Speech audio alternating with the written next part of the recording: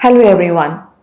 You often hear us discussing the problems behind human trafficking, forced migrations, issue of refugees, or man-made disasters like whatever is happening in Manipur right now. Over 69,000 people have been displaced. And when we talk about Manipur, we cannot look away from the refugees of Myanmar who are taking shelters in Northeast region. But today in this episode, we are going to discuss the solution behind all these problems. Our next guest is Ms. Hasina Kharbhih, a noted human rights defender and a social entrepreneur from Meghalaya. Her solution to most of the problem is sustainable farming. So let's dive in to know more about her projects in Northeast India. When we discuss climate change or natural disasters or man-made disasters for that matter, we never think of issues like human trafficking or my forced migrations, how climate change or natural disasters or man-made disasters could be push factors. So how are these points are interconnected? Can you explain this to us? Pari, when I go back to 36 years of my journey in addressing unsafe migration and human trafficking, it goes back to the starting point that Impulse NGO Network first intervention on human trafficking started after the blanket ban on timber by the Supreme Court of India. That was way, way back. And how that has affected a force factor of indigenous population in the Northeast, especially the state Meghalaya, where Impulse NGO Network originated and started, where you find domestic help, more children going out of the state, labor into all the dhabas. It started from there. So the interconnect of climate impact, forest deforestation, or anything to do with the environment has already opened our eyes since then. And when I look back then and I look back over the years of the work, in 25 years of how Impulse model, the innovation that actually become the heart and soul of the organization in 36 years of how we have been established and existed, we have seen the interconnect of climate impact. Looking at Assam, for instance, floods happen every year. The flood is a push factor to people migrating from one place to the next place, especially for those who are in the rural population. If you're looking at the recent floods and the impact of flood, is just not look at Sikkim, the entire situation, of the Tista and all those floods that took place. People were migrating. If you're looking at the other calamities, Nepal, for instance, the entire process. So these climate impact over the years through floods, earthquakes, any other that is disrupting the environment always pushes human being to move from one location to the other in the simplest word. And the moment you move from one location to the other, you lose your entire economic, your home resources, your everything that you have. And that makes people more vulnerable. And that vulnerability over the years, we have experiences over the case being reported to us that they have either been forced, lured, or taken into different kind of employment opportunities. And when people have nothing, with them, the vulnerability gets higher. But when you look at climate impact, we also have to look, Manipur, for instance, had the floods recently, which is massively bad. But it also has a natural calamity issue, but it has a man-made situation that it's, correlate to each other. So human trafficking over and large does not happen when people are not vulnerable. And human trafficking takes place only when a forced migration, is the major source from a source to a transit or destination. But it's also when people are leaving away what they have because there's nothing that they can do or they can have an earning. So that is where, when you look at the simplest way of how climate impact is a push factor to human trafficking. Right. I want to now shift the focus to Manipur. Whatever is happening in Manipur is a completely man-made disaster. And as of May 2024, we have seen over 60,000 plus people have been displaced. There's a lot of risk factors where young people could fall prey to human trafficking, right?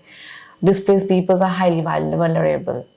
if I have to ask about Impulse, how are you or your organizations, working to mitigate that risk factors where the young people don't fall for, human trafficking? So, one under the prevention, impulse model prevention mechanism, our state partners, we have the ongoing programs over the years called the Impulse Case Management Center. Huge, massive awareness is being run simultaneously by the case manager and the team, where they know that there's a contact point for referral if there is any kind of leering on unsafe, migration taking place. The other is the awareness is again reconnected to a protection mechanism that if there's a need, an intervention will take place. Of course, in the larger context, there has been more than 60 to 70 cases in the period of 1 year, that has been reported to our case manager in terms of Impulse Case Management Center in Manipur. So even with all the awareness, the fact that when the case get referred, then an intervention can take place, to look at how protection mechanisms can be supported through the service provider. That's one part. Second, the interrelated of food security, and also the interrelated that Impulse Empower tried to strengthen the displaced people in the camp through weaving.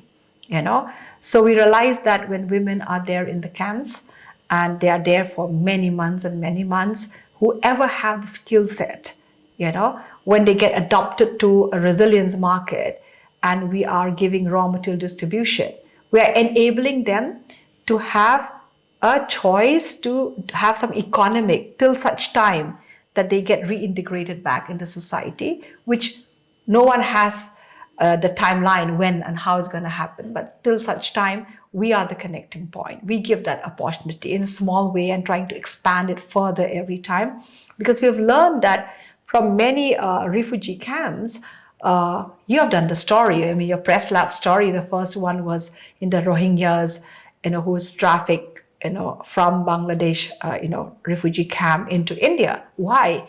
Because of economic. At the end of the day, when people live in the camp for many months and many years, it's an ultimate reason of wanting to go out, whether getting married, whether looking for a job opportunity. And there's always that nexus that say, okay, that's the other side is always greener, right? But if you integrate economic upliftment, that's the learning lesson for Impulse as well, that integrating economic upliftment within the camp is one way of also giving choices to women, so that they don't feel that, okay, the children, the daughter, they have to get them out and get them married, they feel more secured, right? Because aid cannot be a solution forever. And Impulse have looked at aid as a short-term mechanism, an emergency mechanism, not as a long-term solution. Long-term solution is, economic upliftment, where you give diversified, support system. So that is another way of how we're trying to counter, and each step has made us learn and unlearn all the time, because every society, every community, every camp has different dimension and different complexities, different needs and requirement. But every time we have that, our state partner will often come back to us, to the head office, and say, we need to get this done because this is the need at the moment, right? So these are one part of it. And coming back to Manipur, for instance, is like during the turmoil, the man-made turmoil, that is also the force factor, which is going to be 2 years almost, Right. In terms. And if we go into the political scenario, I think 1 hour is never enough. We can never have that answer. But going back to human and their rights, the only thing I can say that human right means what? It means that I have services, support system when I'm in crisis. And that's what Impulse does. While they have that, we are also having legalities support system, right? So legalities for us means what? Providing legal access to their rights, when and how when they need it. Third is economic rights. So we take these focus very, very strongly, Right. while you're navigating the larger picture, the larger complexities. Because when people have economic, there's a natural peace that align by itself. When women have livelihood in the camp, you're touching their mental health because they're so involved into the craft and they know there's money coming in. That's also a healing process, that I'm not just waiting on a line for a package. If you look at, many people ask us this question, like how Impulse doesn't show it to the world that they're giving relief. I said, because it's their right. It's not that we are doing it for a promotion, that you're getting food from us, right? Because that itself makes people as just the receiver. But then when they receive it with dignity, and when they are planting their own food, they feel they have an ownership to that. It's also a process to make that their rights is being identified, recognized. Right, right. So I want to understand what happened to all the refugees taking shelter in the northeast region. Are they still there? Yes. Have you been able to reach out to them? Yes, Are of they course. safe? Of course, many of them who are there in the camps are there. They've moved from one camp to the other. Yes, because our distribution channel, we know how people are moving. And wherever there's a violence here, they'll move to the next one. It's a very natural. But you also see how community has embraced to support human being, at the ground. It's not that they have allowed somebody to be beaten up there or somebody to not eat food. That sharing has existed. We cannot deny that human aspect is continuing there. But maybe that is not reported largely. What is being reported largely is the crime or the other complexities that comes in. Right, because they are also considered as infiltrators. The locals, started blaming there's one of the factors behind the, violence in Manipur. So how difficult it was for those people living in those regions. So when you look back, when I just said when economic upliftment was not available, we've also had people who were, who had basically fled from Myanmar and are there, and whether we're looking at, a tribe, a specific tribe, who have come and merge around the community and is working in things which is against the system, like poppy plantation as a labor or, carrying things as a labor. But we have to also admit the fact that when somebody is in search of a job and there's nothing left out there, even you and me tomorrow, if we have to be in that condition, we will still accept any work that comes to us, because at the end of the day, we have to fill our stomach and we have to survive to fill our family, whoever has fled together. So we cannot miss that point. So I guess sometimes the people who are much more aware, who are much more understanding of the complexity should not raise infiltration. They cannot say like, these people are like illegal, the word illegal, the word infiltration, all of that, because this word can be strong words that actually divide community, divide people very much, right?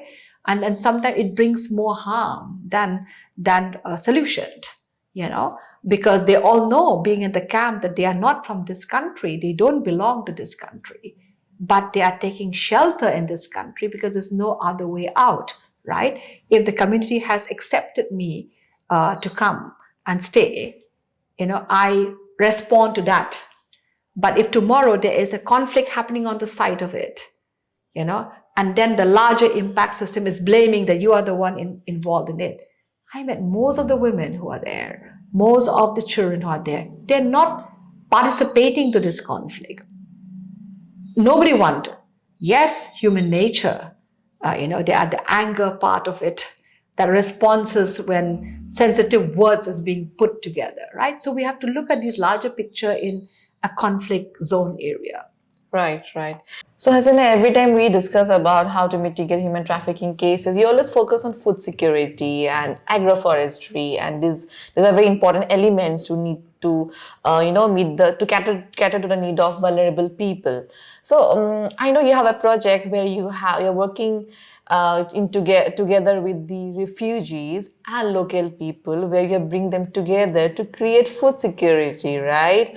And that way you can also mitigate the risk of being trafficked. Can you talk about that, please? So the three states, Manipur, Nagaland, and Mizoram. Our state partners, leadership, New Life Foundation in Manipur, Bethesda Youth Welfare Center in Nagaland, COTNET in Mizoram, who are like the sole leaders for the Impulse model, prevention especially. And of course, their journey with us has gone a long, long way.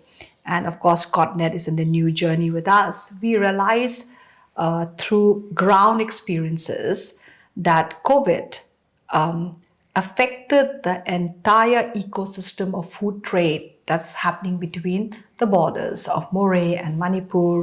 When we are talking about, these are the main borders, but then Mizoram, for instance, as well. I think both the communities of both the countries have learned to adapt through the food trade, where food was coming from Myanmar, vegetable was coming from here. I'm talking about people on that entire edge. And so you didn't see many farming taking place, in all the hilltop and plains, of either Manipur, Nagaland, and Mizoram. But then COVID taught a lesson not just to the three states, but to the whole world, how food security has become the most important means, of life for people, right? And my travel during the COVID at that time, and looking at the barren land, and looking at the barren land not being farmed, and at the same time how community land are existing, and then looking at Manipur in those time of COVID, we had more poppy plantation than real food that was happening on the ground. That's the fact of life, But then people are struggling and waiting for the food to come.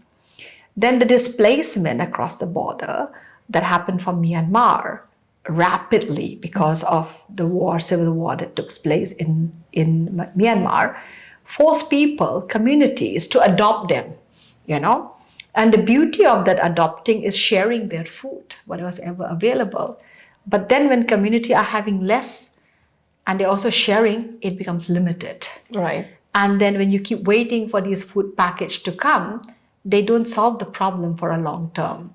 So traveling during that COVID, looking at the existing of land and the farming that would be progressive, our intervention was to speak to the local communities, to speak to the local traditional heads, which mainly are there in the three states. How can this barren land can be farmland again? How can we make indigenous seed bank come alive? How can we make indigenous food come alive? How can this food can be expanded when the host communities who are farming and the refugees who are coming are not just sitting in the camp and waiting food, but you can farm together. So that was a way of the process that we took forward with the state leadership. And then when we started meeting the government in all the three states, they all said, all our forest is gone, everything is gone, people are running into the forest, deforestation is happening. So this concept of having the farming to take place was introduced. Yes, of course, in the very beginning, it was like skeptical, how will farming happen? So I said, why don't we just do a trial of 1 year? We'll bring the resources, but we will get 50% and 50%, to really do the farming. So it started from there. And interestingly, in the last 3 years, when we were awarded the MasterCard, Spark Grant Award, as one as an innovation that other country can actually follow what we have done in terms of multiple food farming that was looking at climate impact, but food as a main portion, and refugee being actively involved together till such time that they are there in that place. Nobody wants to be in another country, another land, if your own country and own land is safe. Nobody would like to leave anything back behind. That's a natural thing. It's just that some communities in this world don't have the choices. Imagine just coming with a bag. Some don't even have anything, run away from situation like that, and having to be staying in a camp forever, like 3 to 4 to 5 years. It's not a joke, So that evolved the agroforestry. Right. That took forward the resources we brought in, the support we brought in, the mobilization that took place. And then we decided that we will not tell them what to farm. They will decide what to farm. What is the local food? What is the local, nutritional food that you're having? Local seed. This is what you asked the refugees. The refugees Okay. and the host communities. Right. Because like I just said, that the border that we share has so much cultural integration, habits, and practices, and the kind of food they have. There's not much differences. So it coexists and blend very, very well. So in that journey, we asked different departments, for example, agriculture, horticulture, forest, to come along as technical support to us, because our state team, the team who are working with us, collaborating with us, are not expert on horticulture, agriculture, and forest. So it was more like, let's work together, let's share the resources, and give us a single window approach to the whole thing. And that's how it emerged. So you will see, like in some state they will have yam, in some state they'll have maize, but then food that they planted was something that they eat regularly. It is not something that we bring it from anywhere and just giving them a packet to basically cook. So they were more harmonized, more happier. They know their diet, they know the nutritious value. Talking to the technical thing, it helped. But then from the state government, they said we should also look at long-term agroforestry. So long-term, it's like something that doesn't grow immediately, into seasons. And each state picked up an item, whether it was bananas, so all this, that will also become more economic viable till such time that both the communities are needing food. And that looking at also how forests are going to be restored, in the longer run of the whole thing.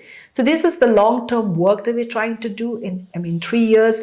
We have gone from phase to phase to phase. We have seen what is good, what is not good, possibility and challenges, and how we can reintegrate all of that. It has given us also new learning lessons. And then when we're looking at climate impact around the world, everywhere in the world they're talking about you have to plant more trees. We have to ensure that if all these companies around the world has become destructive to the air, let's look at Delhi, for instance, right now. Look at the entire pollution that we have got, right? These are the after effect of large-scale companies who have the factories and all the certification we have to look at that has polluted the air. So the whole concept of blue carbon, for that matter, emerged that, the more you can restore and plant trees, and then you basically are saving the environment, right? So what is blue carbon? So it's basically, we have heard about green carbon. What is blue carbon? So when you're looking back into mangrove plantation that happens in Myanmar, for instance, right? If you look back at all the plantation, it's about how these trees that are being planted are regenerating revenue to the communities. Because like if an X company has actually becoming polluter, right?